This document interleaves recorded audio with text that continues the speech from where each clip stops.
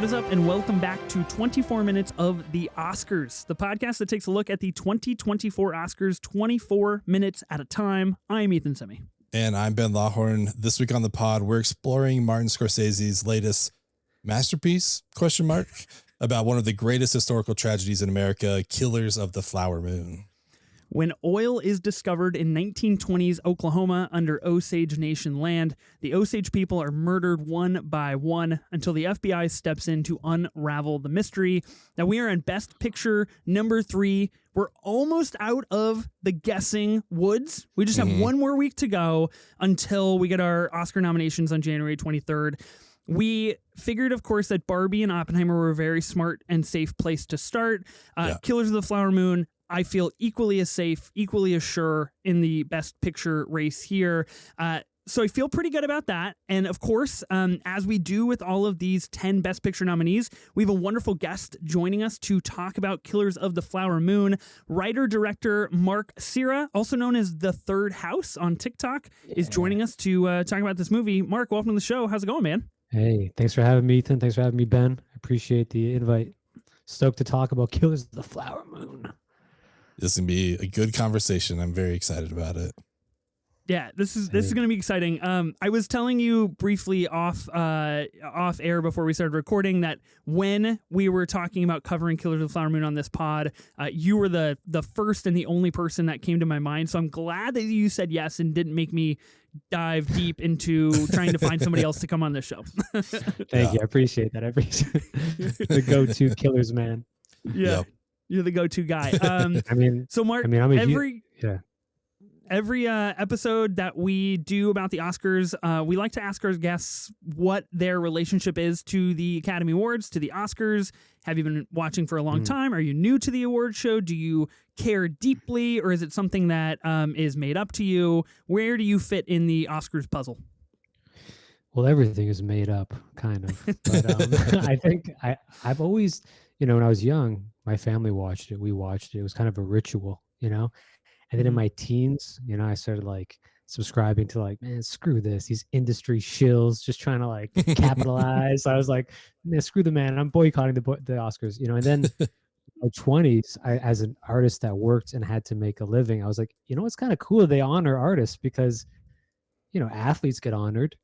Other people in their field get honored. It's kind of a nice ritual. And now I've come kind of full circle where I'm like, you know what? We should have 2 Oscars every year. This should just be one now. But I like it for what it is, which is a ritual. Obviously it's commercialized to hell. Obviously it's a big marketing push for the studios. But hey, I think they kind of need that now because a lot of people aren't going out to see big prestige cinema anymore.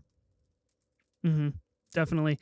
Ben, 2 Oscars? Should we vote or should we campaign for this to happen? Yeah, I mean, either 2 Oscars or give me the 6-hour Oscars, right. let's do everything. I'm down either way. I'm super game for that, honestly. As long as we're showing clips. That's all that matters to me. I just want the clips. Are you pro clips, Mark? I like the clips. I mean, I like the whole thing, even the crappy stuff. I'm like, I embrace it now because I look forward to it. But also I just noticed and I was joking about 2 Oscars, but when I think about it, I'm like, we get all the best films kind of pushed down the pipeline to September to December, and that's it. And then the rest of the year is kind of dry.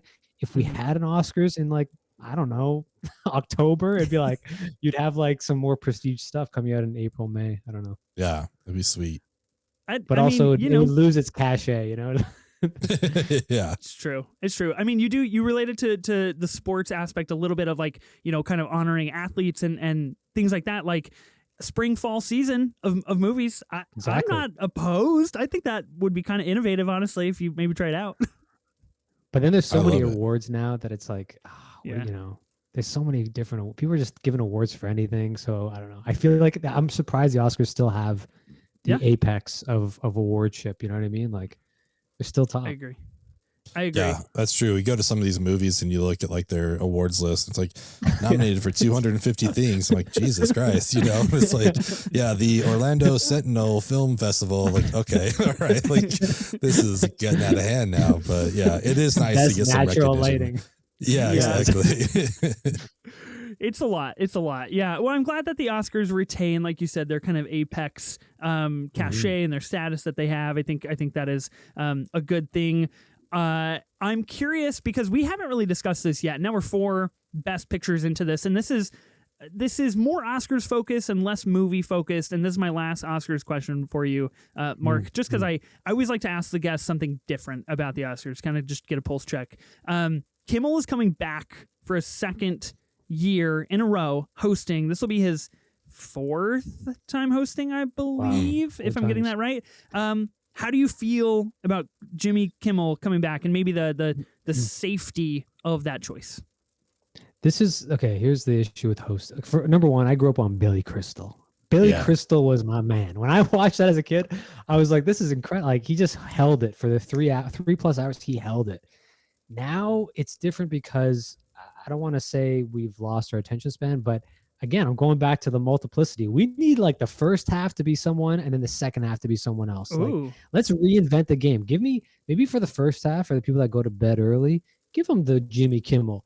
Second half, after a certain time slot, we're getting into like more raunchy comedian that's like bringing it up a level. But you know what, Jimmy Kimmel, he's great. I like Jimmy. I mean, you know, I feel like that's a hard job. You got to make an audience, not just an audience of the most, you know, discriminating, the most, you know, top of their game and they're also nervous because they're like, I don't know if I'm going to win. It's the worst set ever for a comedian, I think. So it just sucks either way. I think the great recent example was Mulaney at the Governor's Ball. Like, I feel like half that audience probably didn't know who he was, and he won them over. You know, like he was a great host. I think he was wonderful. So I'd be stoked to see him. That is one of the harder sets as well. The Governor's Ball. Oh my God. Yeah. One of my favorites though is Norm Macdonald at the Governor's Ball was one of my favorite sets. Oh my God. Yeah. It was like, boo, they're like, get him off. But give me Norm for anything. Norm is the best. Yeah. He was great. Let's resurrect him. AI Norm for Oscars 2025. Oh no. There's our clickbait title for the pod right there. AI Norm hosts Oscars.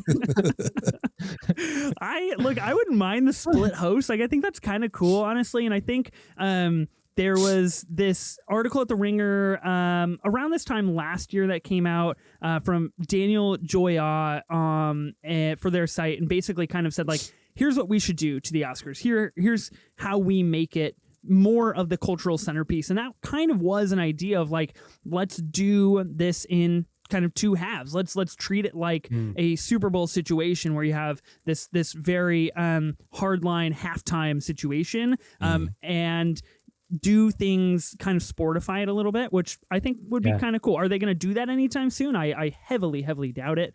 If they're so apprehensive even to consider a category with, you know, stunts, I don't think they're going to look at changing the format of the whole show, you know, as a whole. So one can dream. But let's talk about Killers of the Flower Moon, because that is going to be a very core part of the Academy Awards this year.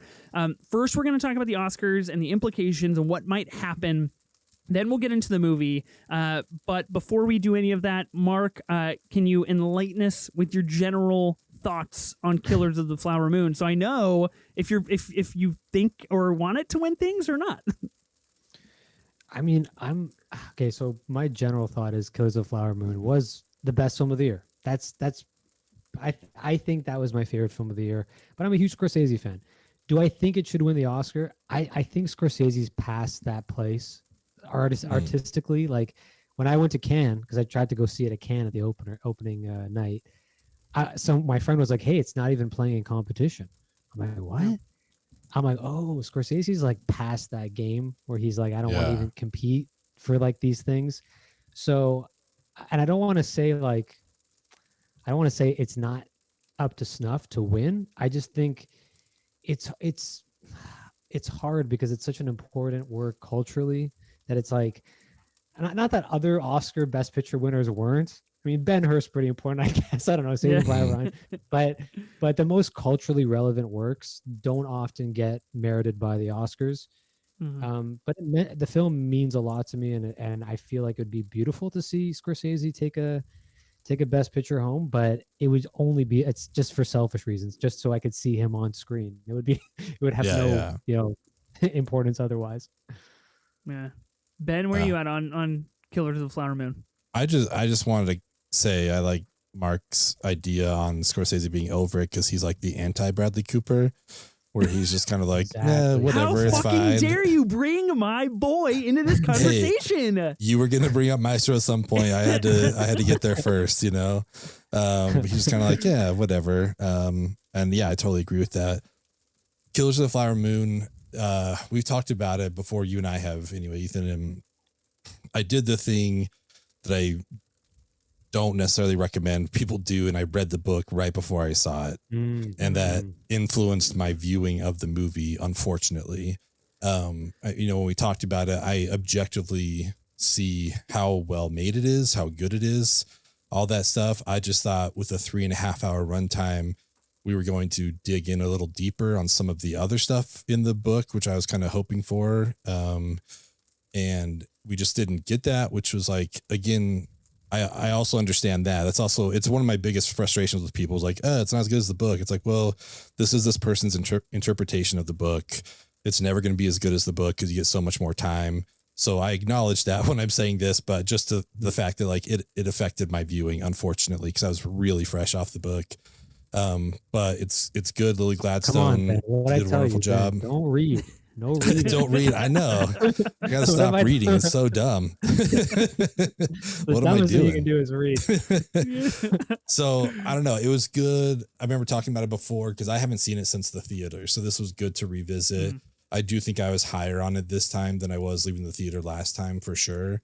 But it's still just like didn't hit me in the way that I think it's hitting some people. But I can objectively like acknowledge that this is a really good movie. It's really well made. It's Scorsese. Like he doesn't really make bad stuff. You know what I mean? Like I love Hugo. You know what I mean? Like he's a good director and he's going to make good stuff. So those are my feelings.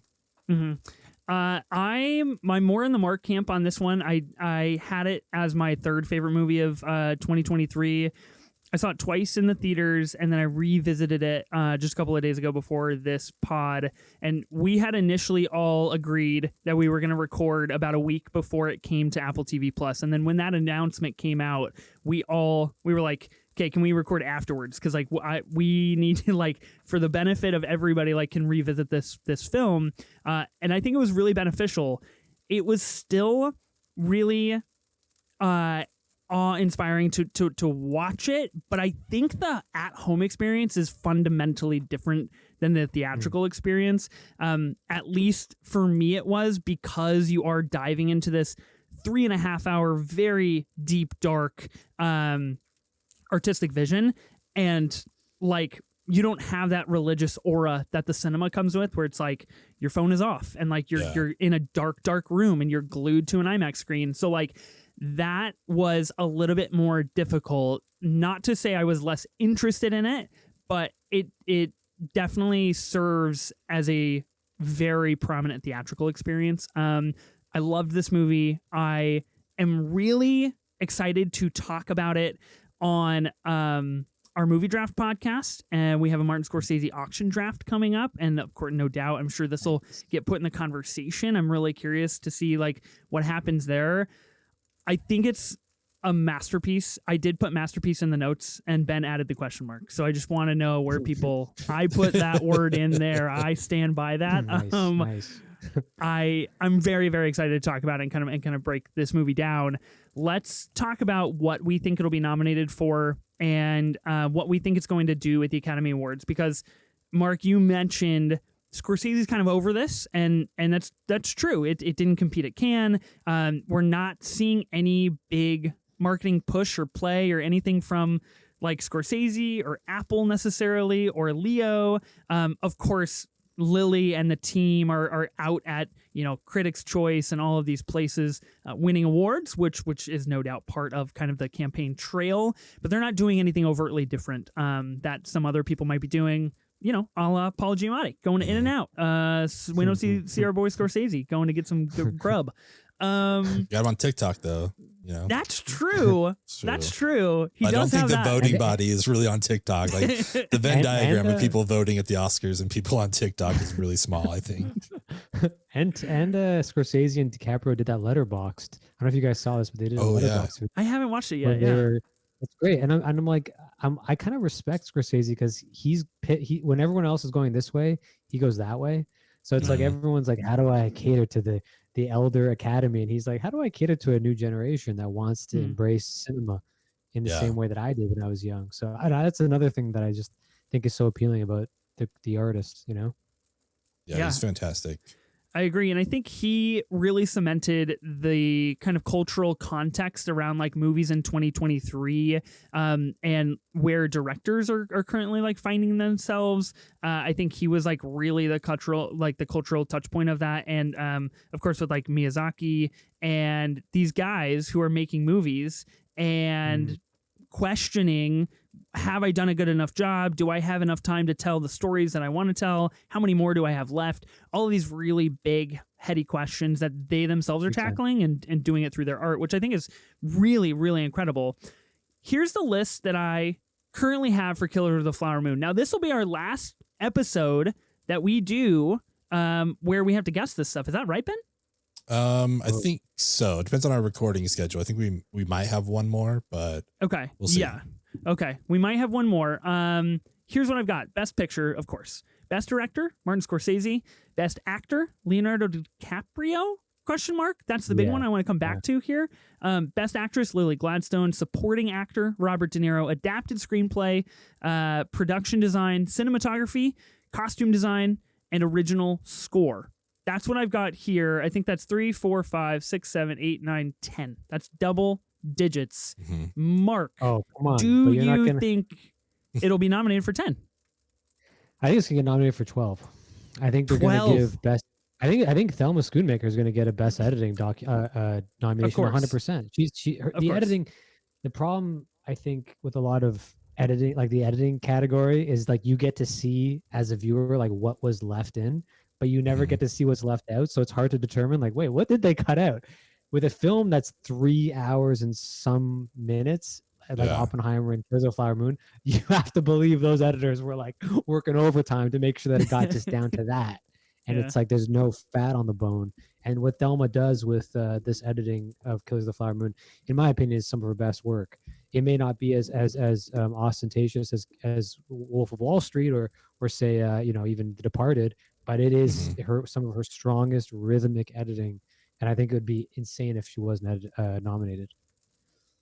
I agree. That's my fault. I left that one off the list. I don't know. Apparently I don't know movies very well. I'm just like, I'm not going to be nominated for film editing. No one remembers editing. No one remembers editing. They often get edited out. There you go. That's very true. Okay. Do you think it'll get nominated for all of these? I think my main question's around Leo here, because we haven't really talked about Leo being in the conversation for Best Actor. Yeah, I mean, I could see all these nominations happening, but I think for me it's both the actors. It's Leo and De Niro. I'm curious. Those would be the two I don't know about, but I just really hope original score makes it for sure, because this also being Robbie Robertson's last score, it's beautiful throughout the whole movie. So I hope it gets recognized. I don't know if it's going to win, but I want to get nominated at least. Definitely agree with that. It has to, but it will not win. There's no way, because the Oscars historically never give posthumous Oscars. I think the last time for a score was Beauty and the Beast in '91, but and that was because I forget the composer's name, but he had died of HIV. They're not going to give it to Robbie because he didn't play the game as much as the other guys did, and women. Makes sense. But that is one of my favorite scores. I mean, it's a great score. And Robbie's just a legend, so rest in peace, Robbie Robertson. Yeah, definitely agree. I watched The Last Waltz for the first time the other night, and that was like my first introduction to the band and Robbie Robertson outside of this score and the other scores he's done, which... You're insulting a Canadian right now. You know that, right? I'm so sorry. First time listening to the band, Ethan. You're supple. You're in your 20s. Come on, son. Barely in my 20s. Don't give me too much credit, Mark. That's a lot. Okay, so it could go for double digits. I think that the interesting thing will be Leo and De Niro. On this latest rewatch, I feel like De Niro gets into that supporting role. I just don't know if both of them get a nomination. And of course, like Ben, you and I are very pro like John Magaro getting a supporting actor nomination. So like fingers crossed for that. No, so it's tough. Too minor. Not John Magaro. I agree. It's an amazing performance. Make no mistake, it's incredible. He makes that third act, in my opinion. Yeah. But they ain't gonna give it to someone with that kind of what he has like 12 pages maybe. Like that's what I'm saying. That's where De Niro comes in. I feel like that might be the way to go. And like I guess the final act of Killers of the Flower Moon. Of course, we're gonna talk about the film. I feel like De Niro is really, really on a different level and pretty special, and like what he's able to kind of manipulate in and out of Leo and everybody around him. Does it win anything? Mark, do you see it going home with any Academy Awards at the end of the night?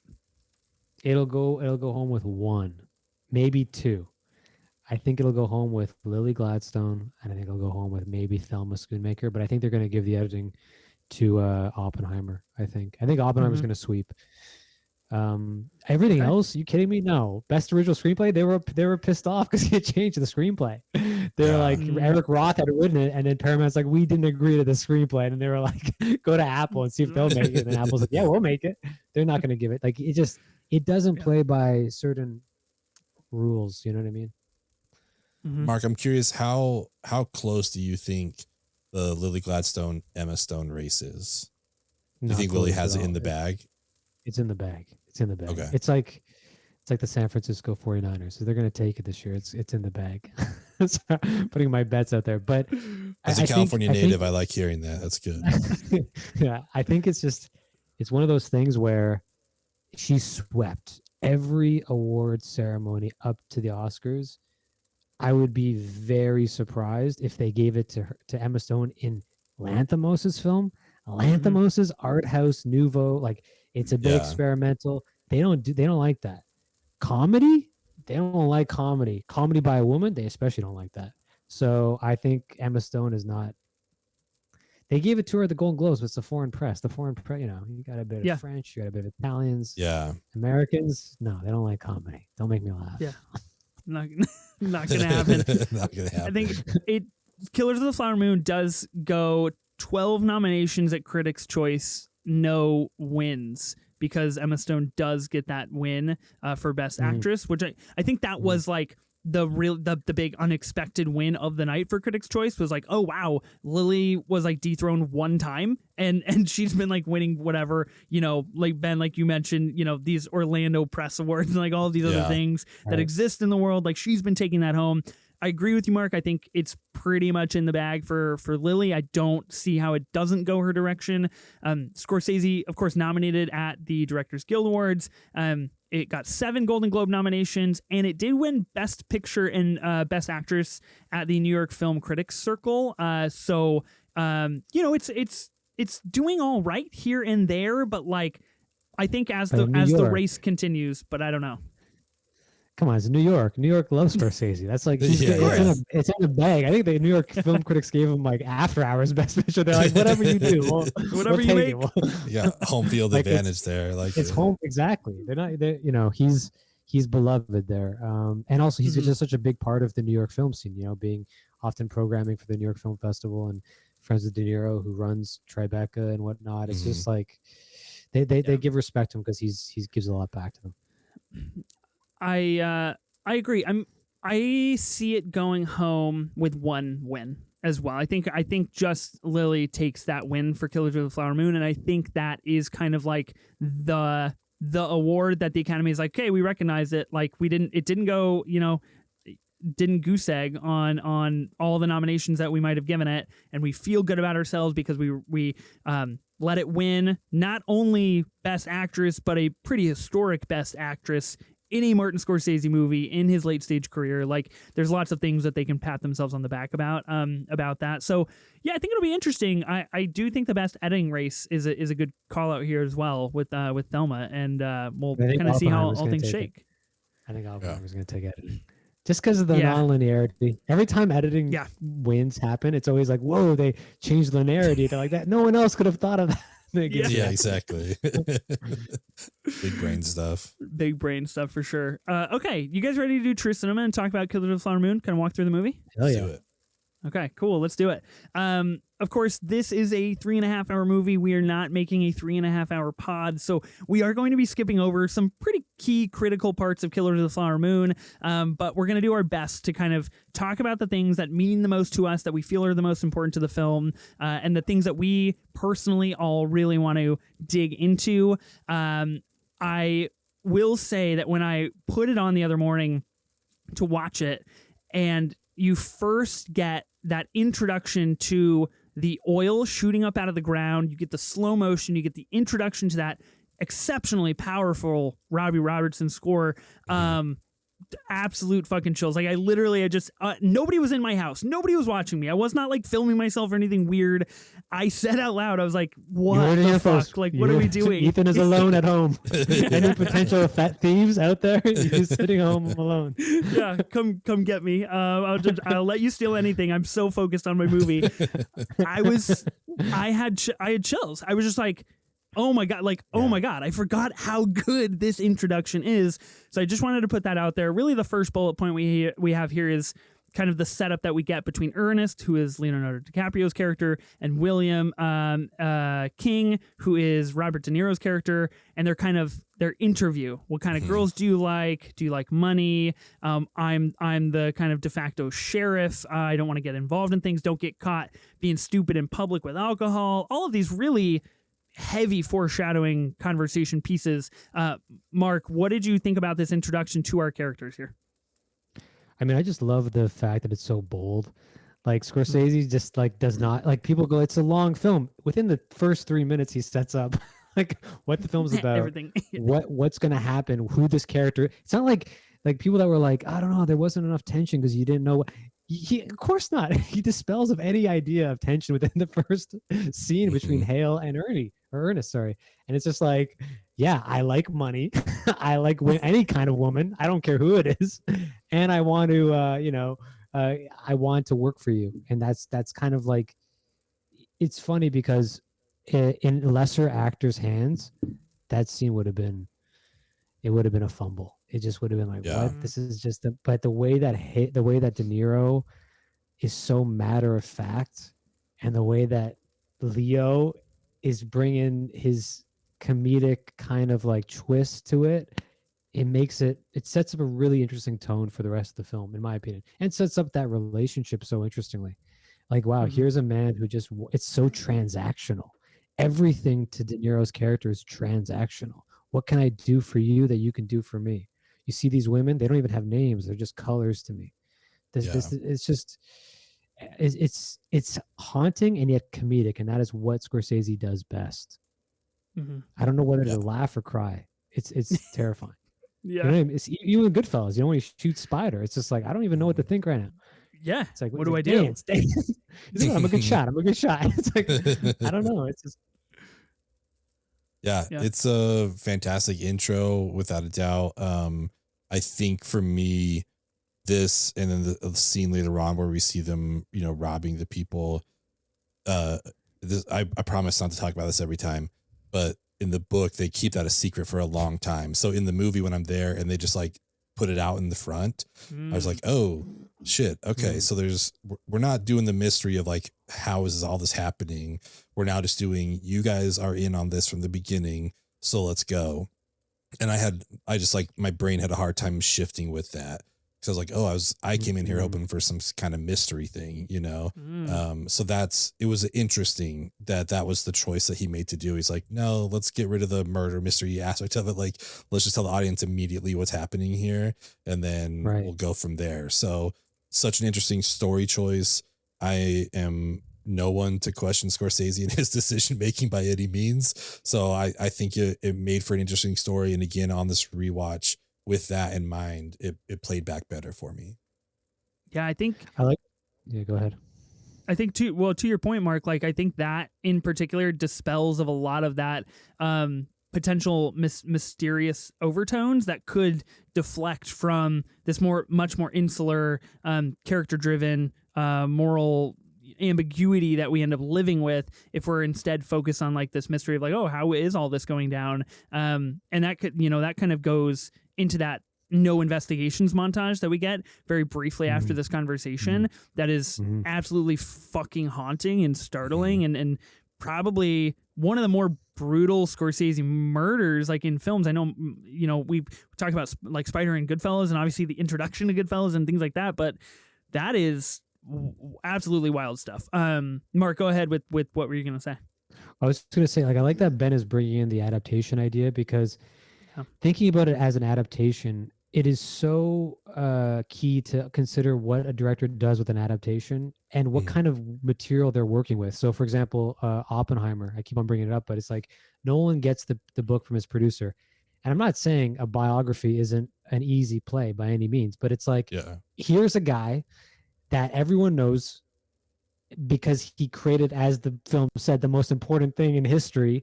And so you set up these things that are kind of already accepted by the audience.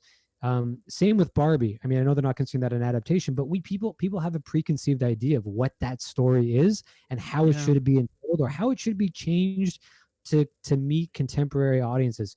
Scorsese is in a place as a director and as an artist where he is saying, here's a material that's very strong. It didn't win the Pulitzer. Very strong. So. But he wants to challenge himself as an artist. He wants to say, okay, I could do that. I could make it the film that everyone expects me to make, or everyone that read the book expected me to make. But I want to challenge myself because I'm 80. I'm bored. I want to do something different. Yeah. So how do you do that? And what I love about late career directors is you get to see them work in ways that no other director either would be allowed to or would even consider. What, you're making a whodunit into not a whodunit? Yeah, or, exactly. Even Kubrick's early works, like Kubrick with Lolita. It's like I mean, part of that was because of the censorial board, but it's like you're stripping all of the sexuality that was inherent to the novel out, and you're just going to make it a character study that's, I don't know. I love the idea of it as a perversion of the adaptation. Yeah, that's a super interesting perspective on it that, I don't know that I had. So I appreciate hearing that for sure. It's a good challenge for him, I think, to be like, let's take what is here and kind of turn it on its head so I can make something a little more challenging for myself.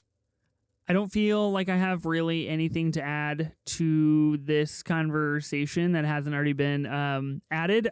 Just because I don't want to dumb it down. I think we've all said some really good things. I will say the power dynamic that we're let in on initially between King and Ernest is equally haunting as like what we're kind of seeing take place on screen, and the comedy from Leo is just hysterical to me when he's like, I do like that money, sir. Like, and he references, he's got the teeth. He's got like this kind of oily hair. He references that back, of course, when he goes to Blackie and all of these guys. And he's like, oh, I almost love money more than I love my wife. And it's like, you really fucking do. Like you weren't just putting on a show for your uncle. Like this is how you live. And that is haunting stuff. So yeah, I love this introduction. Next one that we're going to talk about is dinner at Molly's house. This is, of course, after Ernest kind of starts driving Molly around and understands from King that like there is opportunity here. If you want to pursue this is how you do it, and this is how it can be done. And this is really the first time that we, besides the car, which is in a public setting, this is the first time we see them alone in the confines of a home with nobody else watching them or being with them or influencing anything that they might say. This is when Ernest kind of picks up on Molly calling him a coyote, which I think is a really interesting, this kind of an enigma that I personally feel when I watch the movie of the story. And I don't know, Ben, if like the book maybe alludes stronger one way or the other of like, Molly knows that he likes money. Molly knows he wants the money. They all have this idea that they're coming for the money, but she genuinely loves him and wants to have children with him and wants to be with him and wants to make love to him when she's falling ill. Like these very personal relationship choices that she makes, nobody's around, and she calls him out and they stick to that. And and so I find that really an interesting scene in trying to understand and start to decipher their relationship. Of course, this famously is the scene where we got the one still from Apple for like 18 years. Came from this scene. So a lot of power in this scene as well. Ben, does the book, in your opinion, change anything about that elusiveness that I feel? I don't think so. I think it kind of lets you in on that these, a lot of these women understand the situation they're in, and you kind of just have the pool that you have, to choose from. So it's just, you almost have to give in. Like, I don't know. It's hard to say. It's kind of like someone after they become famous, like at that point, it's like, do they love you for you, or do they love you because you're famous, but they're not going to be able to change the fact that they're rich. So you can't boot someone away just because they want your money. It's like, I don't know. Everyone wants my money. Who doesn't? Like I'm a millionaire, whatever. But I think it's great. Like that car scene, we kind of see some of their chemistry together. The, handsome devil line is really good. And then this is great too. I just really enjoy the way she controls the scene of just like, let's sit here in the quiet, whatever. I think it's such a powerful scene for sure. Mm-hmm. Mark, what do you think about this scene? I love that you brought up the Lizzie Q when she introduces her to her mother, Lizzie Q. Oh, on like this third time I saw it, I was like, wow. It's like she gives them that gift before they enter the house, and it's this big white Stetson cowboy hat. Yeah. And I was like, why did she give him that? And I was like, oh, because she wanted the mother to know that he was well off and that he wasn't going in to be like a vulture and, suck the family out of their money. But also in the classic Western tradition, it's like Scorsese and de facto, like by approximation, Lily Gladstone's character, Molly, sets up the cowboy from the idea of the cowboy entering into the enemy's territory right off the get-go. It's not like, again, it's stripping it. What I love about this film is it strips itself from the ambiguity.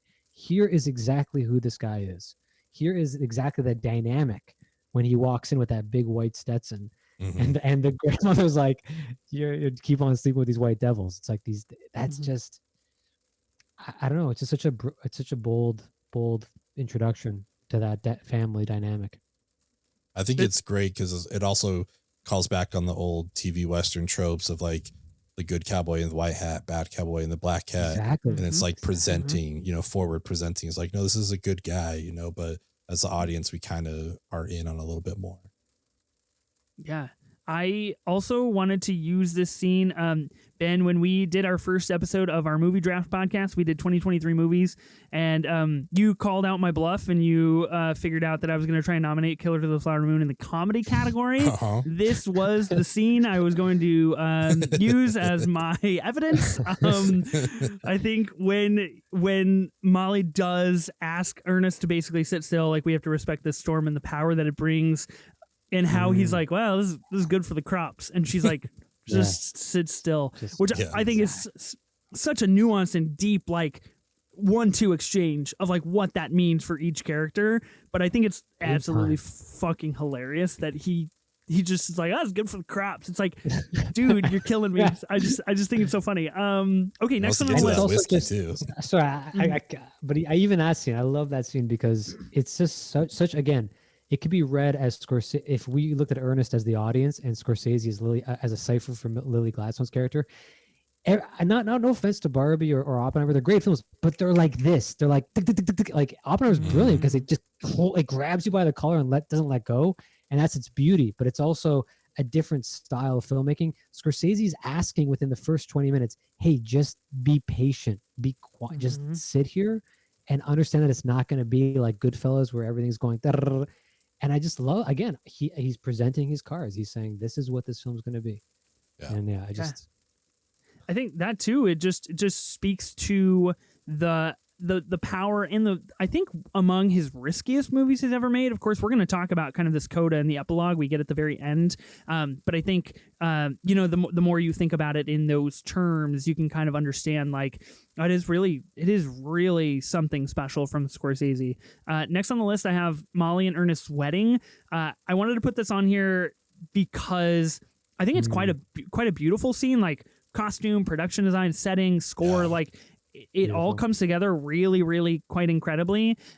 And for the pivotal moment of understanding that Minnie, who is Molly's sister, has the illness, basically the sickness, and is dying, and that's when King parts the sea of people and goes to her and basically is like, sorry you're dying, that's tough shit, like let me just say an Indian thing real fast over you, and let me control kind of this evil core that's sitting at as everybody else is not too oblivious, but just like enjoying themselves around because it hasn't hit them yet, it hasn't gotten to them, and hasn't spread quite to them yet, which is really quite a haunting scene from De Niro. Any thoughts on the wedding scene, Mark? I just love the way he shoots it. I love the way that they're dancing. It kind of like the way he's using, I think he only uses zoom lenses once in a while, and it's in the scene where they're dancing, and it kind of looks like a Rob Altman film for a brief moment, and it's got, I think Uncle Tupelo is playing, and you're like, wow, it's kind of a beautiful moment to see indigenous and European settlers kind of like actually work. Like that's what I love about this film. It shows moments where it's like, wow, this is working, if even briefly, and in the most obviously like disturbing ways possible. Yeah. I can't tell if he's faking it or not. Sorry to interrupt. I don't know if he's. I think he might actually be speaking Osage, and I think he might be actually like, I don't know. I can never tell with Hale. I'm like, you don't know where he's at. He went so far to learn the language. I don't know. True. But I guess that doesn't mean much. I mean, I think it's super interesting. I think it allows him to either keep up this facade, because again, like how we meet him, and then like the way he treats the neighborhood, everyone loves him. Like they think he's just the best thing ever. But then knowing what he's behind, it's kind of crazy. As far as the wedding itself, the costuming I love, especially with Molly and her sisters. I think their outfits are wonderful. Those like big hats and stuff like that. Like I just loved it. So that was probably my favorite part of this. Yeah. Really, really good stuff. Next one here on the list is Ernest's hazing ritual in the Masonic Lodge. This is where we understand that Hale is 132nd Mason, and I think he mentions, and this is frightening. This is a dark scene. Mark, you put this on our list to ensure that we talked about it. Do you want to talk about it for a second? Well, there's a big thing in all Scorsese's work where he's either admonishing certain religious sects, and I don't mean SEX, I mean SECT, or he's admonishing brotherhoods. So like The Irishman, right? The Irishman is all about, well, you want to stay loyal to a brother that's going to betray you? Right. These are you can have a brotherhood, but they can be often duplicitous and manipulative. And Scorsese, time and time again, despite him being, I think, a very religious and spiritual director and artist, is always holding these groups under a very sharp lens. And Masonry is even the Ring and the Irishman, very Masonic, right? That whole exchange. I don't know if listeners know this, but the premiere of The Irishman was in the Masonic Lodge in London. Oh, interesting. So Scorsese is often, I think, it's not black and white. It's not, which is funny because the floors of all Masonic lodges are black and white. I don't know if you guys know that. They're all tiled black and white, kind of like a chessboard. But the scene is funny because in some ways it shows you the departure of religious beliefs within that community. You see the animistic, natural beliefs and culture that exists in the Osage, and then you see the dark artificial lighting with the Art Deco lighting fixtures, and the ominous secretiveness of that brotherhood. And he doesn't have to say a damn thing. You understand the juxtaposition between modern European Enlightenment and the indigenous, let's say, ancient beliefs and rituals. And then just the slap on the ass is just hilarious. And honestly, I think one of the funniest scenes in the film. I mean, Hale just goes to town on him, and he uses the religiosity to punish this kid. Like it's like, I don't know, it's creepy. Yeah. Yeah. Ben, what did you think? I don't know that I have much to add that would be of any benefit for what Mark said, but yeah, it's a very interesting scene that kind of, I think, reiterates the bond that they have underneath of like what's going on here, that they're all kind of tied together. And I think, I don't know, I mean, maybe it's in response to Ernest getting obviously a lot closer with Molly. They just kind of want to like keep him in check. So I don't know. I think it's a great scene though. Yeah. It, again, speaks to that power dynamic that Hale needs to keep over certain aspects and areas of his life, with Ernest being a huge huge member of that.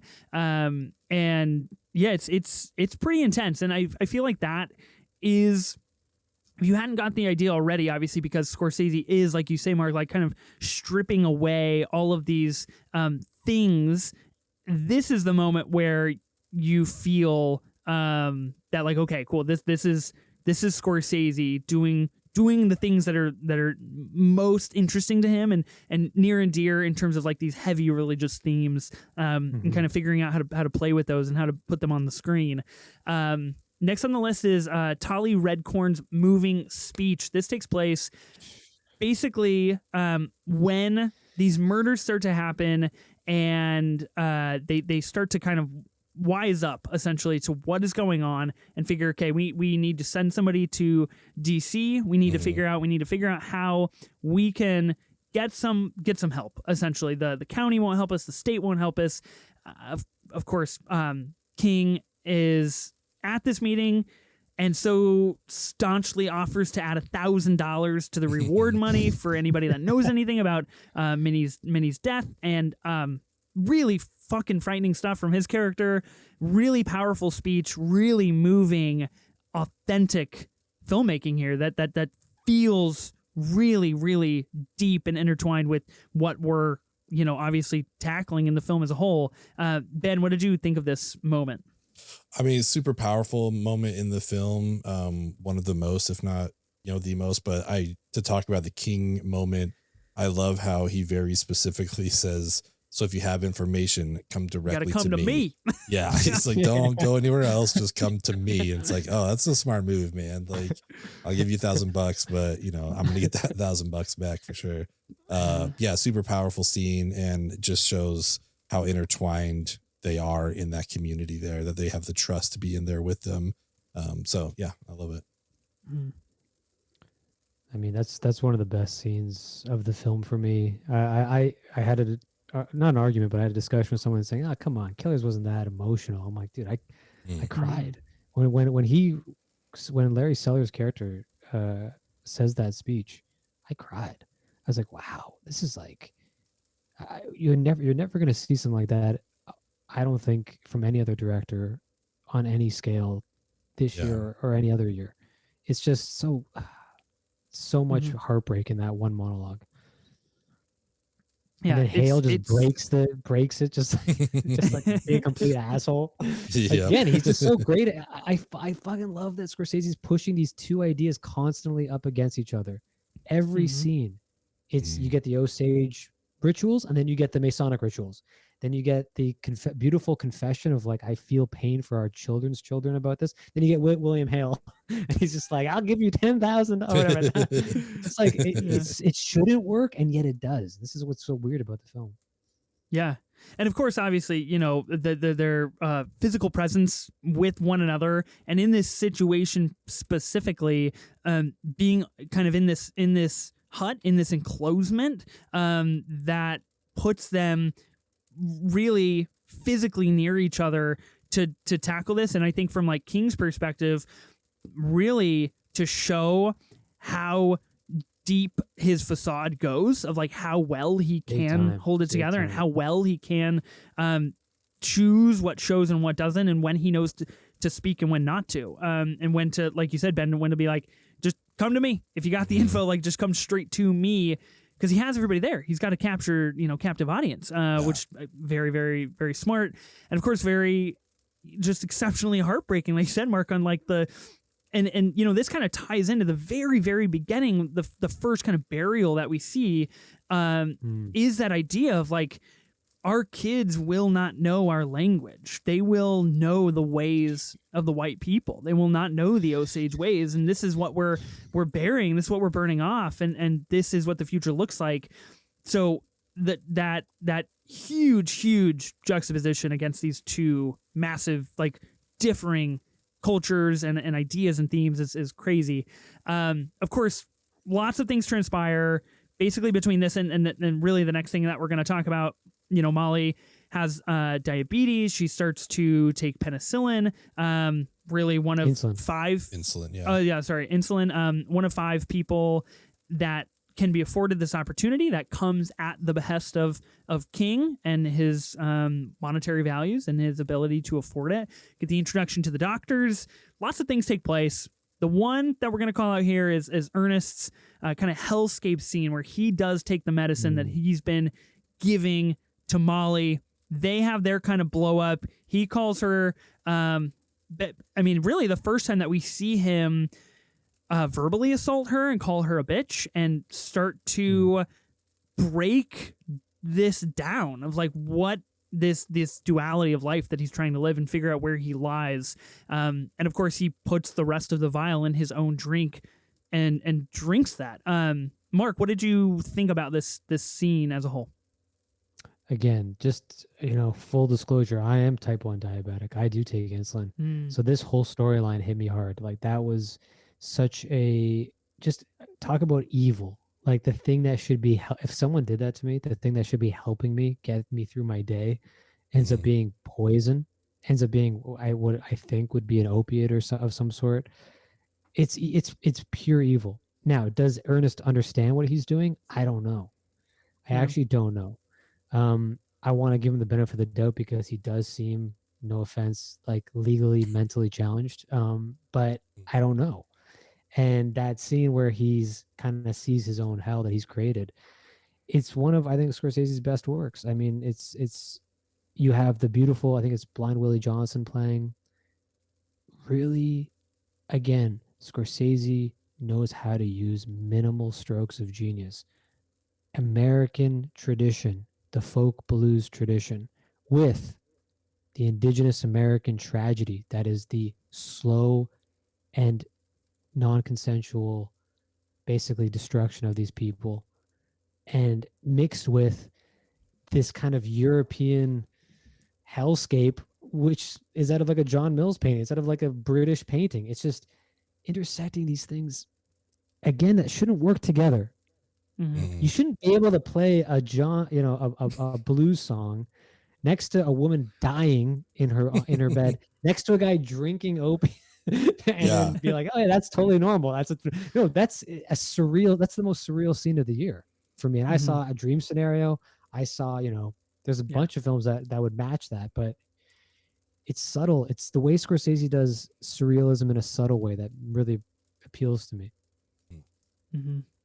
Yeah, I mean, this is a fantastic scene. This is so interesting to me because, we've met the doctors before, but they play such a big part, in the adaptation with the book, and so it was kind of cool to see them. Really? Yeah, it's really interesting how involved they were in everything. Are they?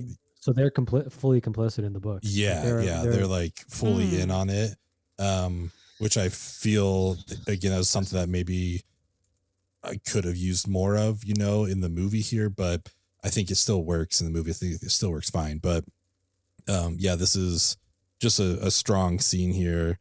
Great stuff from Leo, but just that inner turmoil of like, what exactly am I doing? Because like you said, Mark, like, I don't know how intelligent, how smart this dude is and how much he's like aware fully of what it is he's doing right now.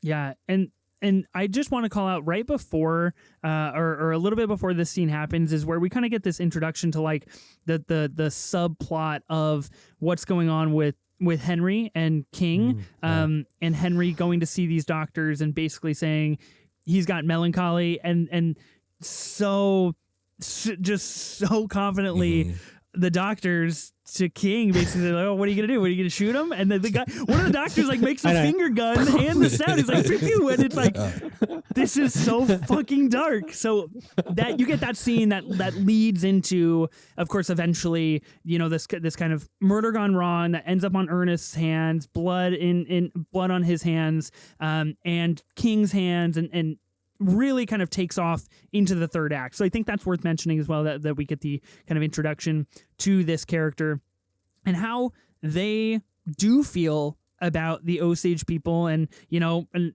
melancholy isn't anything whiskey won't help. Like just go get some whiskey, even if your wife is cheating on you. Like just, I don't know, go drink some whiskey seriously. Is basically what they say. And King making sure that he can insure him so he can get his money. That's dark. Very interesting, crazy things going on there. Okay, next one on the list I have is Lizzie dying and going to the beyond.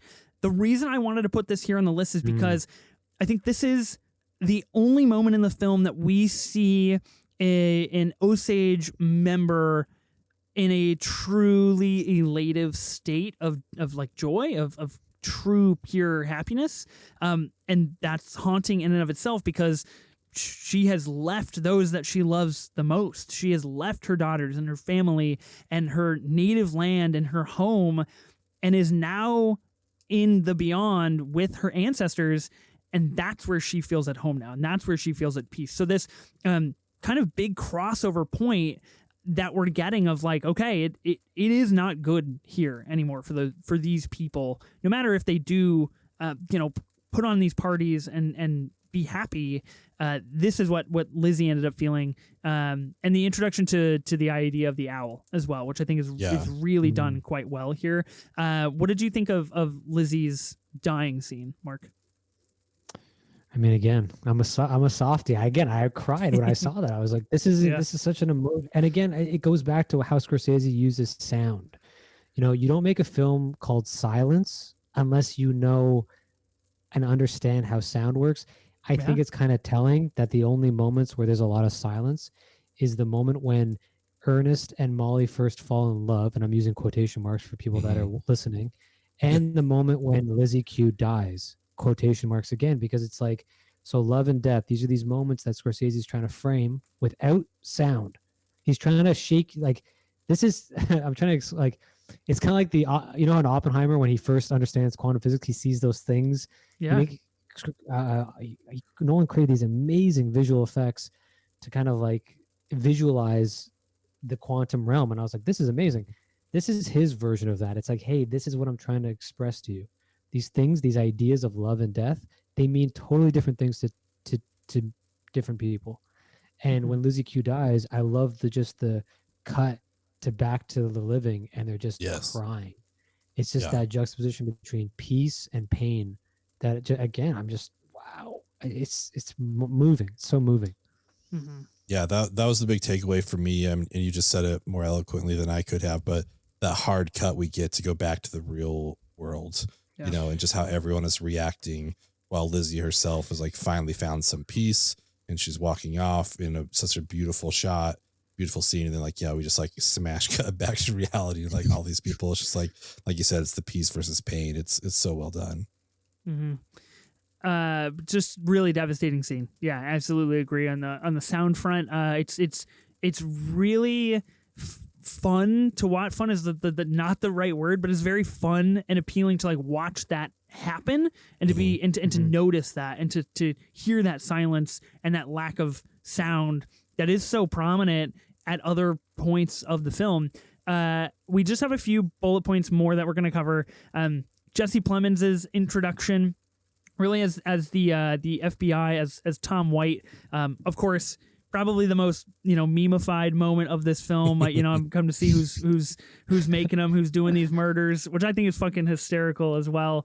And this is where it feels like Ernest is starting to unravel quite a lot. Is when Tom shows up and basically is like, what, my wife's sleeping right now. Like, I don't know what you want me to do. You got to come back later. Like, he just kind of scrambles, which is kind of funny. And Plemons' character, I think, of course, cast, I think, exceptionally well in this movie.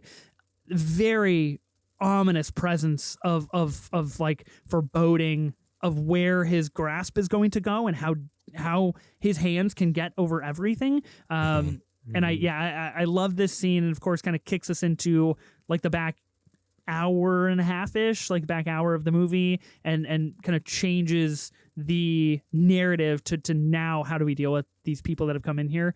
Ben, I know you're pro Jesse Plemons. Who isn't? Yeah, thank God. Okay. Yeah, we got to have him on there.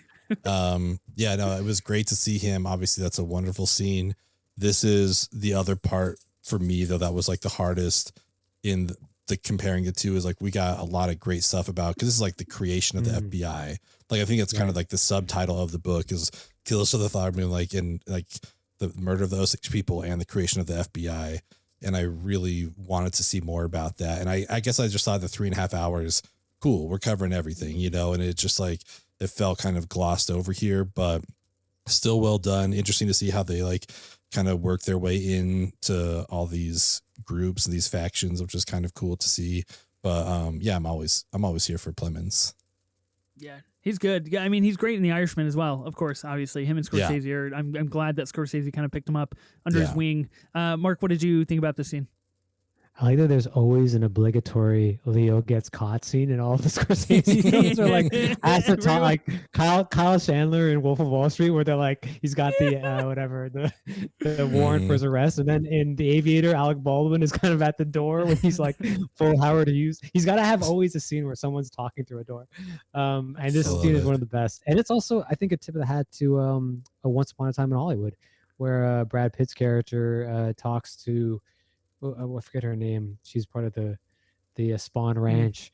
Oh yeah. Margaret Qualley. Through Elle Fanning, right? Lena Dunham's character.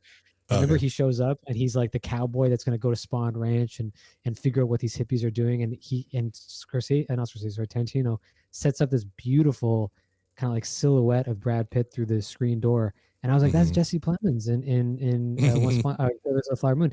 And they have it's the same idea. It's this cowboy that comes into the ranch and tries to save these people. But again, what are they saving, or who are they saving? And that's a constant theme in Scorsese's work. Like going back to Taxi Driver, right? Like De Niro thinking that Travis Bickle thinking he's the savior and he's going to come in and help people. And not that Jesse Plemons doesn't do that to some extent. Of course he does, because that is the creation of the FBI. But you know, the FBI isn't without their own flaws too. Yeah, this is true. I love the energy that Plemons brings to this movie. And you know, I am in a very perverse, like 21st century movie consumer way. I'm glad that there was a moment that got memed. Like, I'm glad that the culture caught on and everybody saw that picture and everybody knew that was Plemons, and like they knew what that scene was about. Like, I feel like that was beneficial in this case. I think that was cool. Okay, next one on the list here is Pitt's Beatties. You're pronouncing yourself too much after the explosion. Of course, we get a big lead up of Ernest and King trying to figure out how do we blow up and take down Anna and Bill, I believe it is, and like how do we get rid of them and how do we do this? And they're trying to find somebody to put dynamite in the house, and you get this really interesting you get this great montage of like King setting up all of these kind of fake robberies and like getting people murdered, which I think is really interesting. You get Leo trying to like convince people to do his bidding, and people being wiser than him, again to this point of like Ernest just like I don't think is that smart and like just doesn't know how to do this, and it doesn't know how to do the game, and then of course the house does blow up, and then Pitt's Beatty comes and basically says, you're pronouncing yourself too much to King, which is really shocking moment, because that feels like the moment where you're just like, oh wow, they are like he's overextended his hand here, and he blew up the fucking house in the middle of the road the day after you're driving Ernest through the city and being like, these are fear lights, like they're scared, they're trying to ward off murder, and let me just fucking blow up their house. Anyway, Mark, what did you think about this scene? again, like twisted, like it's comedic in the way he says it.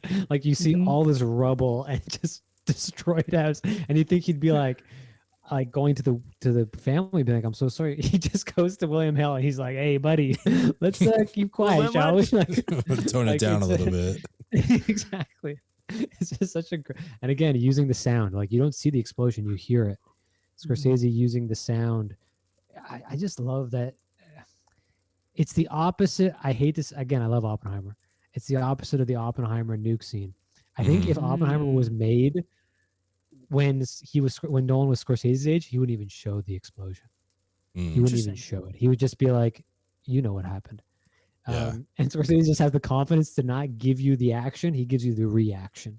He gives you William Hale being like, geez, these guys really fumbled this one. It's like, yeah, it's just incredible filmmaking.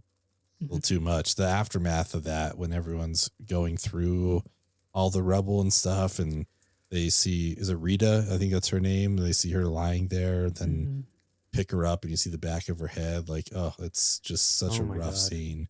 But yeah, I think you're totally right, Mark. Like a lesser director, quote unquote, would have shown us the explosion. It's like, oh yeah, we got to spend, at least 70 grand on this explosion. Like we got to make it powerful. It's like Scorsese's like, no, it's just like the impact will blow up the windows. Like that's it. And then that will let people know how powerful this is. I'm like, oh, that's fantastic. Yeah. You're right. So it is Rita. I'm sorry. I said it was Anna previously. And I think that's really funny because Anna gets murdered and then Bill just remarries another sister who is Rita. So there you go. So he's like, oh, Rita was there for me. and Anna's like, all right, dude. Yeah. Pretty wild stuff. Of course, I do think it's exceptionally smart filmmaking.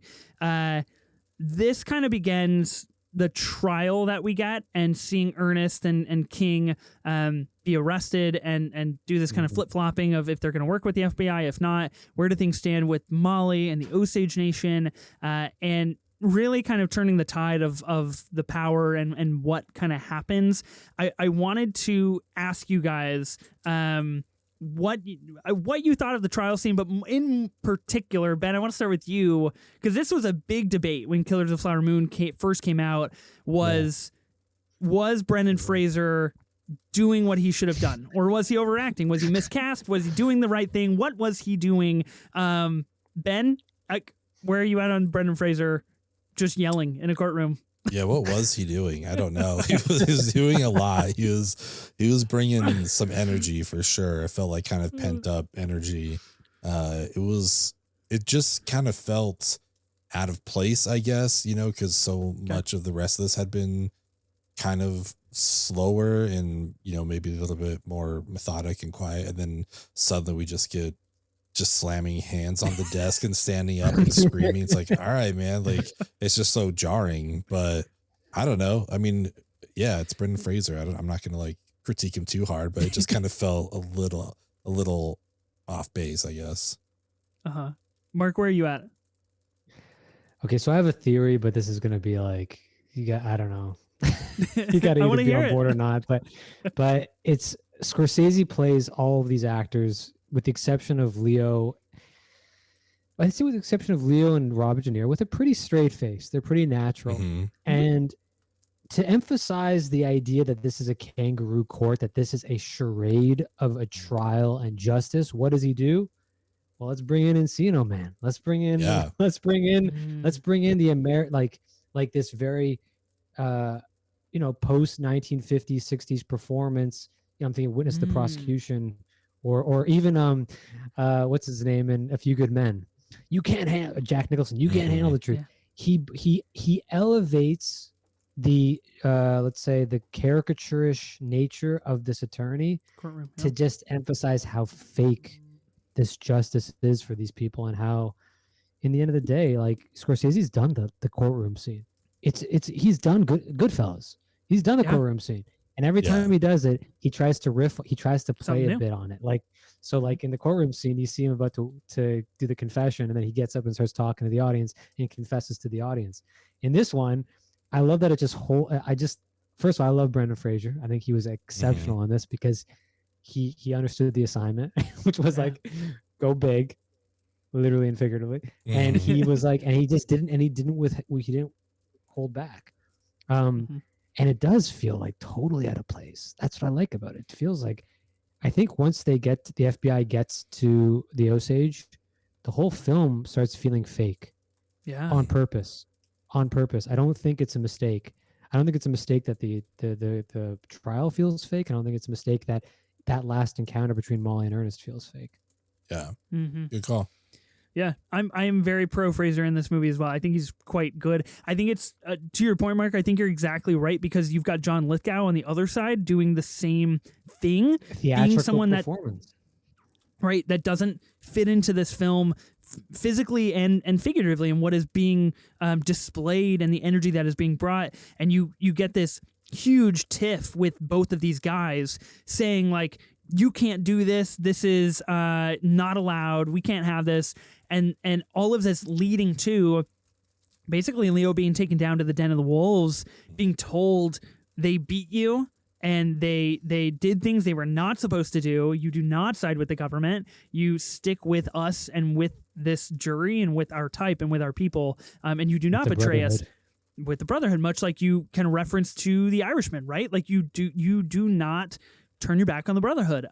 So I think that's phenomenal stuff. I really, really liked it. And on this third watch, I fell in love with it even more because of that context, because it does start to really bridge that surreal, almost fake of like, oh, this is not the same movie I was watching 2.5 hours ago. We're in a different space now. We're doing something differently. Totally. And then, of course, even the scene when he sorry to interrupt, but even the scene when he talks to Molly during the court, do you remember that scene where it's like Jesse Plemons is standing against the wall and Molly and Ernest have that last exchange?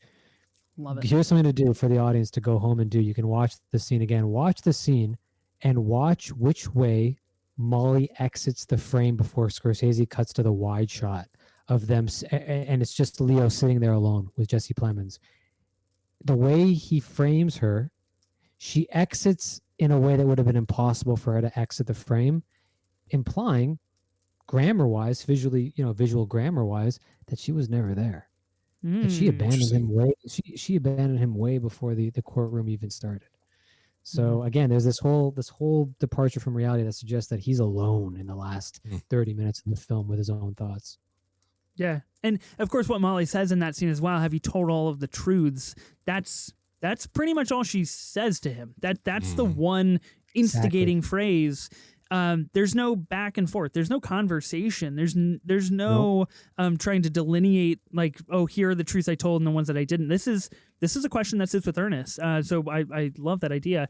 Of course, we end with this very impactful, important, truthfully, exceptionally ballsy move from Scorsese to bring in this epilogue of using it as a stage radio show. Scorsese himself coming, talking about Molly and her life, King and his life. Get a great Jack White sighting here, doing some great voice work. I think a very, very exceptional ending. Ben, what did you think of this kind of epilogue type ending that we got? I thought it was interesting. I'm going to screw up the factual details of it, but they talk about in the book that the FBI back in the day did have a radio show where they would talk about cases, whatever. So I thought in that context, it was interesting to use this as the ending to the movie. I think like all of us, it kind of caught me off guard. I don't know that anyone was like, yeah, I saw where this was going, like for sure. You know? But again, it's something that on the rewatch like played a little bit better for me once I knew I was expecting it. I thought it was a good tie-in to the old FBI, radio show, things like that. So it worked for me better this time for sure. And Marty likes to see himself in his movies, and he's better in his movies than Tarantino is in his movies. So like, I'll take a Marty sighting. I agree. Yeah. What did you think of the scene, Mark? I mean, I love it, but my TikTok, I did the one about him breaking the third wall or breaking the fourth wall, and just kind of, he does it so subtly in his later works. And even in this one, I mean, he's doing it literally now. He's just speaking to the audience saying, hey, this is what this story is about. And here's what was omitted in previous attempts to the story. Maybe we can get a bit closer to the truth. Maybe as time progresses, humans can get closer and closer to an approximation of truth. That's, I think, the hope Obviously, it's still going to be a deranged version, you know, through anyone's lens, even a European descendant's lens. But I think I just, for again, I love the comedic, I love the levity of it. I love that he's taken this really heavy, it's like a really heavy 8-course dinner, and then he just like gives you a little bit of a sorbet afterwards. He's like, all right, let's keep it a bit light, and then he brings it back, and that was the other time I cried. It was when he says this was her obituary. There was no mention of the murder. It's what can I say? It's a director that knows exactly how to work with the audience. He knows exactly how to address them. He's addressing people where they need to be addressed. He's not talking down to them. You know what I mean? He's not a lesser director wouldn't even have the balls to do that ending. Yeah. Just wouldn't do it. Are you kidding me? You're going to have white people in a radio play faking the indigenous voice. Right. And then you got someone selling cigarettes to you while you're telling the story. For him to even be that oblique and oh man, it's just, I don't know. It's something that only a confident artist that knows what he's achieving and what he's not achieving can do. And that's key. I don't know if a lot of directors have that. I don't think a lot of directors have that ability to know what they cannot know or cannot do. Scorsese always strikes me as someone who does. He's like, oh, look, maybe this will be looked upon in 30 years like the radio plays of the 1940s and 50s did. Maybe this will go down in history as a crappy vessel of entertainment. I don't know. But guess what? I'm making an attempt. I'm trying. Yeah, doing it. Absolutely. And it is a mea culpa. It could be considered a mea culpa. Maybe it is him just being like, I've screwed up, but allow me to screw up. And I think he's earned that. Even if you don't like this film, I think he's earned his place to tell these stories in the ways he's telling them. And yeah, give me another 3.5 hours. Let's go. Yeah. I'm with you on all of those thoughts for sure. I think it is a deeply conscious and wise decision on Scorsese's part to do what he does at the very, very end. I'll do my true cinema first because we just talked about it. It's actually, it's kind of like a micro true cinema, but it is that moment where Molly does or does not visit Ernest in the back of the courtroom and asks, have you told all the truths? And I know that's kind of, it's like kind of cheating because that's like that's what we've been building to for almost 3.5 hours is like this truth moment with Ernest and Molly and how he feels about the things that he's done. I think if I'm going to add anything to that, it is the conversation that Ernest has with King in prison, where he does say like, my child has died. This has now affected me on a deeply personal level, and I no longer can follow what you were going to do. I will be working with the FBI, and I'm going to do this. And this is where King basically tells him like, it's a bad idea. Like I wouldn't do that if I were you. Like you might want to rethink that. And so I think kind of everything in that zone is my true cinema moment, and it feels so good building to that, and then getting that at the end that something works so powerfully as it does and is told in such a smart way with the dialogue between them and the facial interaction that Ernest has with King and all of these things that I think work really, really well. Ben, what is your true cinema moment for the movie? I mean, we also just recently talked about it, but it's Plemons showing up. And I mean, it takes 2 hours to get here, but I really enjoy where the story goes once the Bureau of Investigations, I guess not quite federal yet, but once the BI shows up and starts, working their way into this story, that's where it really picks up for me. And like we talked about that scene itself, very humorous, very funny. So yeah, that's mine. Yeah. What about you, Mark? What's your true cinema moment? There's so many. I love the scenes with Henry Rowan. I think he should have been. I think he should be nominated for an Oscar. To be honest, William Bellew, who is a Canadian actor or Indigenous actor, every scene he's in, when he's being pulled out of the bank because he can't even get out his own money, and then the scene where he is, on that execution, it's just like, it's haunting. But my actual answer. Sorry, that was my actual answer is the scene where the camera goes through the house of Lizzie Hughes. Ooh, and it kind of does a 360 and you see for a brief moment the indigenous culture and the European descendants intermixing in a peaceful way, and then it comes around back to Lizzie Q into a close-up, and then all of a sudden she opens her eyes and all she sees is that owl sitting there. That to me was, I got shivers. I was like, oh my God, like, yes. The owl is such an interesting symbol as an animal. Like, is it the illumination towards something great, or is it like death? Is she seeing the death of her culture, or is she seeing this potential future of a peaceful resolve? I mean, we all know that it was obviously the former, but in that moment, it's just Scorsese handles it with such grace, with such beauty, and yet it still remains haunting. Yeah, I'm so glad that you brought that up, because I can't believe we didn't talk about probably one of the most gorgeous scenes in the whole movie of just like and then flowing it breaks through out into a that fight. Yeah, and then it breaks, and then she blinks, she sees the owl, and all of a sudden it's just like boom, conflict. And again, how do you do that? How do you go from beautiful, peaceful serenity to like violent conflict so quickly? Yeah. Okay, well, that's our Killers of the Flower Moon conversation. So we did it in under 3.5 hours. I feel really, really proud of us. We have one more thing to talk about here on the episode before we close out. We are going to talk about the best director race. Now, I think this is important when it comes to Killers of the Flower Moon, of course, to Scorsese, someone who's been kind of been a criminal omission from a lot of great works that, of course, he has done. So right now, as of this time, as of recording, the 5 nominees that Variety has predicted for the 2024 Academy Awards are Christopher Nolan for Oppenheimer, Martin Scorsese, Killers of the Flower Moon, Alexander Payne for The Holdovers, Jonathan Glazer, The Zone of Interest, and Greta Gerwig for Barbie.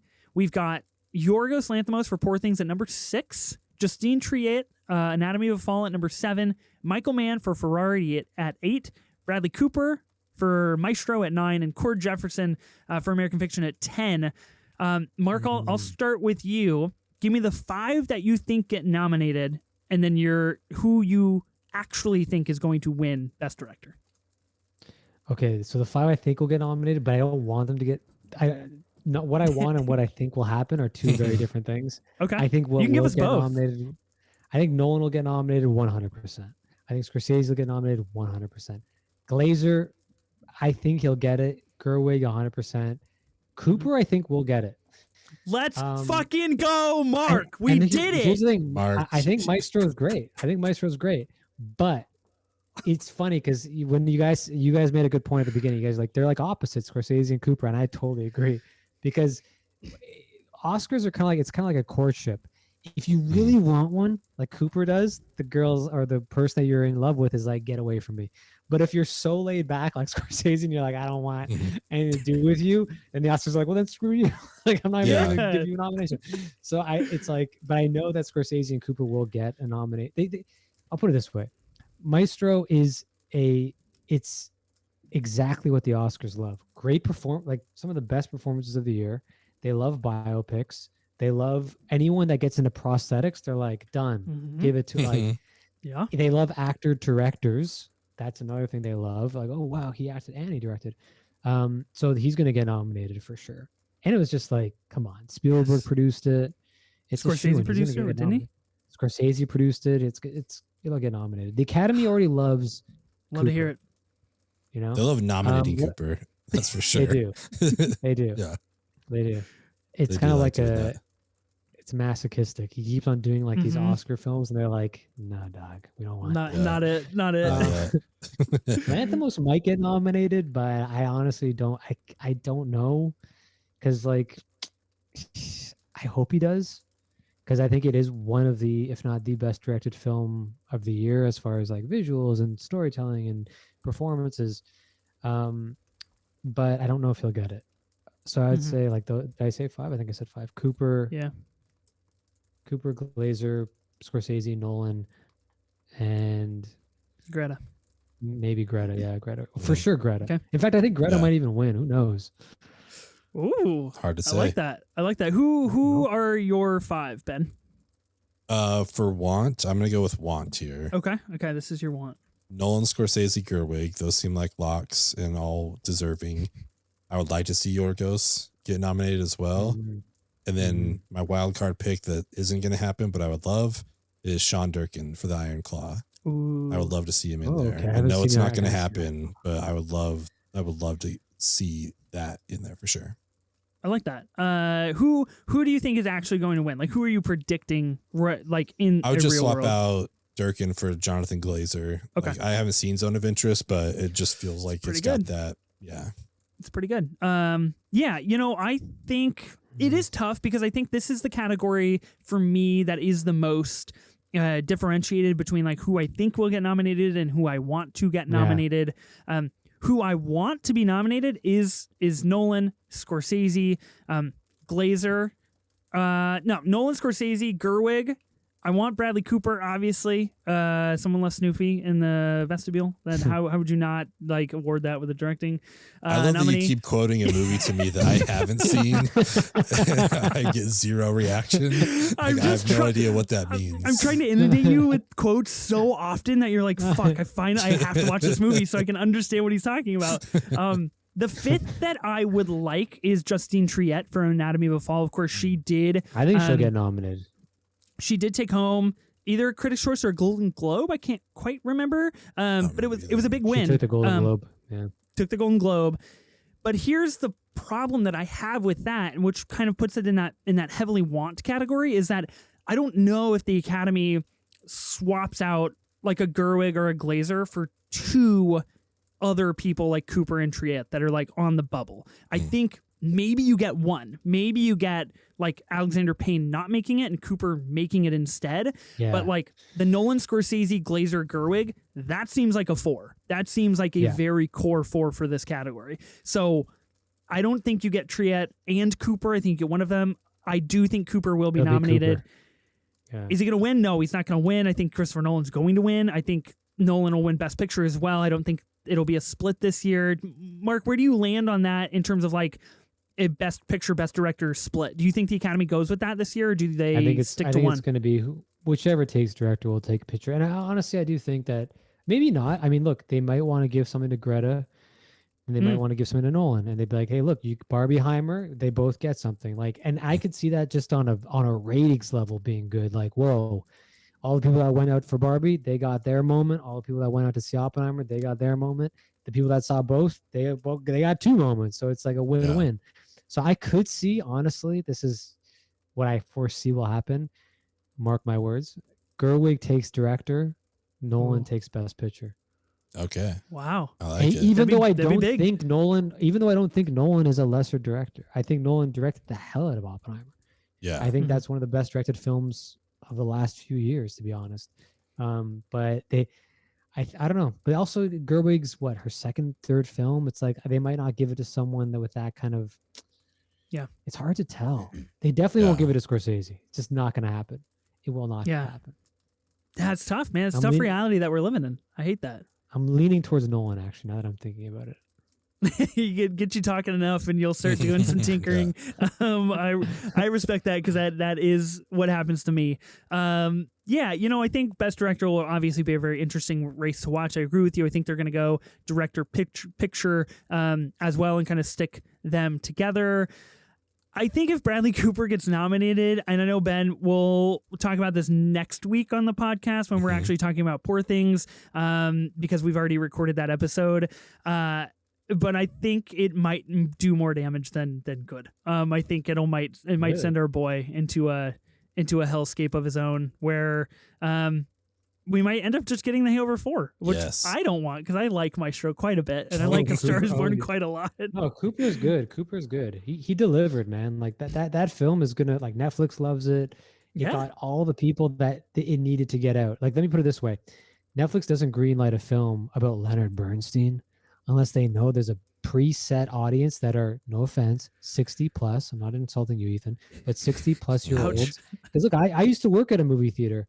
And guess what? Those movies, they sold like hotcakes. Those films would sell the matinees like crazy. The blue-haired crowd would go in. They'd be like, give me the Maestro. Play it again. Let's do it again. Because it's Leonard Bernstein. Are you kidding me? You know, people listen to Leonard Bernstein that aren't our age, of course. But I'm saying that audience, the people that are, I'm not trying to be ageist, but it has its Yeah, place. there's a and core people's gonna be audience. There's a fine. built-in audience for sure. Definitely core audience. Big And that's time. really Netflix's only race, or the only horse in the Best Picture race here, which I think Is it is really? you know No way. interesting. I think They don't kind of have anything else? as of this moment, it is. They haven't had great luck, you know, Mark. They've been missing out occasionally on winning Best Pictures. Okay. That's it. We've done Killers of the Flower Moon, a podcast that I was truthfully quite nervous for because it is such a masterwork, and I think there's so much to talk about and so much to cover. But I think we did quite a wonderful job. Mark, do you have any closing thoughts? Anything that you didn't get the chance to say about the film that might have come to you? Yeah, this is a good part 1. I'm looking forward to the sequel where we have to talk Yeah. about it for another hour.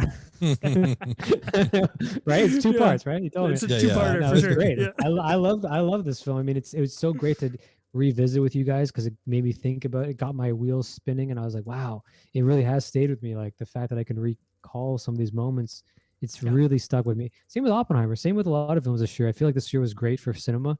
Poor Things really stayed with me. La Chimera by Alicia Rohrwacher really stayed with me. There's some works that I'm just like, Past Lives. I gotta rewatch it, but I think you like Past Lives quite a bit, right? Love Past Lives. Yeah, it's Ben's favorite movie of 2023. Yeah. I don't want to take the fame here. Yeah. Yeah, it's so good. Oh, Ben, that third act is just like so. It's criminally well directed. It's so good. It's so moving. And I just remember walking out being like, I can't believe that's her first film. It's That insane. is It's wild. insane. That is, I'm like, are you kidding me? Like, forget about the fact that it's a great film. As a debut, it's insanely good. Yeah. It's intimidating how good it is. Yeah. But I don't know if Ben, she'll get nominated. She might get nominated. Whew. That'd be sweet. That'd be sweet. Ben, any closing thoughts on Killers of the Flower Moon? Do you like the book or the movie better? Can we get a definitive answer? Oh, come on. We know what Ben likes. Yeah. I mean, but I am glad that we rewatched this. Like I said, it kind of bumped up in my estimation since like seeing it again, now that I know what I'm getting. So yeah, I'm glad we revisited it. It was nice. I'm glad too. I think really what we've established is that I need to make you rewatch films, because when you rewatch movies, you inevitably bump them up. You did the same with Oppenheimer. So like my job is just to be like, can I get you to watch this movie for a 4th time? And then we'll really get your authentic thoughts on half star at a time. We'll just keep adding Honestly, them I know on. people that don't rewatch films, and I'm like, that's the only way to really appreciate things. Is like you gotta revisit them. Like they're like family, you know. You gotta see them once in a while, and when you do, you learn new things. You know, like I can't tell you how many times I've seen a film and then I'll watch it 10 years later and I'm like, this movie has a totally different meaning for me now. I'm like, now that I'm old enough to understand some of these things, I'm like, this movie is totally different. 100%. But I like encouraging rewatches, especially for films that you maybe didn't love. Like anyone can rewatch Goodfellas. Anyone can rewatch, I don't know, Shawshank Redemption. But like to rewatch a film that maybe you didn't love, I think it's important. Yeah, it's beneficial for sure. Mark, thanks so much for being on the pod, man. This was a truly wonderful conversation. If people want to find more of you, where can they find you at? I'm not giving away my address, Ethan. I told you. I'm not giving away my address. Give me your social, I see all those man. criterions. I want those criterions behind you. My SIN number is, and you can find me on TikTok. I'm at the Third House, not the number, just the word, the Third House. And if you want, you can go to my website, check out my work, www.markcira.com. And I also work with the Young Astronauts, and that's www.theyoungastronauts.com. And I appreciate you guys having me on here, because this was a great conversation, and I just felt like pure blissed out talking about Scorsese with you fine folks. I'm so glad that you could come on, man. Honestly, this was great. Likewise. Next week, we're getting fantastical. We're going a little bit different direction. We're talking about Poor Things, Yorgos Lanthimos' film from 2023. It's our last guessing episode for guessing our Best Picture nominees. And after that, we've got the back 6 that we will know what the nominees are officially. We have a Oscars nominations reaction pod coming out on January 23rd. Be on the lookout for that. Ben and I are putting in the fucking hours, man. We're waking up early. Got my alarm set. I'm ready. Damn. The Academy was like, let's run it back. Let's go 5:30 a.m. Pacific for our announcement. It's fucking psychotic. Is I don't know what they're we're doing? doing. 5:30. You're doing 5:30 a.m. It's insane. Pacific? Yeah. 8:30 Eastern, 5:30 Pacific. Why? So that means I'm up at I'm up at 5:30. Ben's going to be up at 6:30. We're going to pod soon after that, and we're gonna rip this pod out and let the people hear our You're thoughts. on the West Coast. You're on the West Coast, Ethan. I am, yeah. It's brutal out here. Nice. It's brutal, and I don't know why they do that. Who knows? But it's gonna be a fun pod, Ben. I'm excited. Yeah. It's Poor Things is cool. Yeah, it's gonna be fun to talk about. Great film. Yeah, Great it's going to be good to talk about. We'll have coffee ready for the reaction of the nominations. But yeah, what awards do you guys think Killers of the Flower Moon is taking from the Academy Awards this year? And will it be Best Picture? I mean, I think it's in the contention, but Maybe Oppenheimer is, it's up there. It's going to be a hard one to beat for sure. But let us know what you think. We're on Twitter and Instagram at 24 minutes of 824. You can also find us on YouTube where you can watch all of us talk about these movies. Subscribe, hit the bell, whatever. I don't even know what you do on YouTube anymore, but just do it, Yeah, whatever it is. That'd be awesome. So yeah, thanks so much for your support. I am Ben Lawhorn. And I am Ethan Simi. I do like that money, sir.